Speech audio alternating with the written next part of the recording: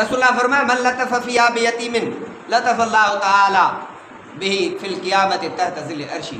जंहिं कंहिं यतीम सां महिरबानी कई, ॿार जी शफ़क़त कईंसि, इन्हनि 10 ॾींहंनि में अल्लाह ताला इन खे क़यामत जे ॾिहाड़े अर्श जे हेठां विहारे इन ते महिरबानी कई।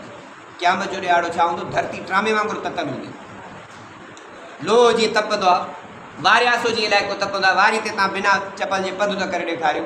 इन ततल धरती महिल जेकॾहिं रब जे अर्श जी छांव मिली वञे, रब जी महिरबानी मिले, छा थींदो?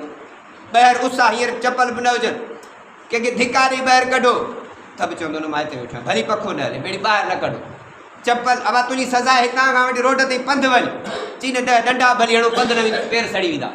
उन ततल धरती ट्रामे महिल कंहिं यतीम ते दुनिया में महिरबानी कयईं, अलाह साईं हुनखे अर्श जी छांव जे ठहिराईंदो।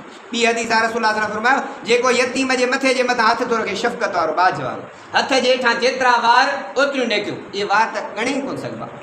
हूअं बि यतीम सां महिरबानी कजे, ॿार जी शफ़क़त कजे, पर हिन 10 ॾींहंनि जो ख़ुसूसी एहतमाम कजे।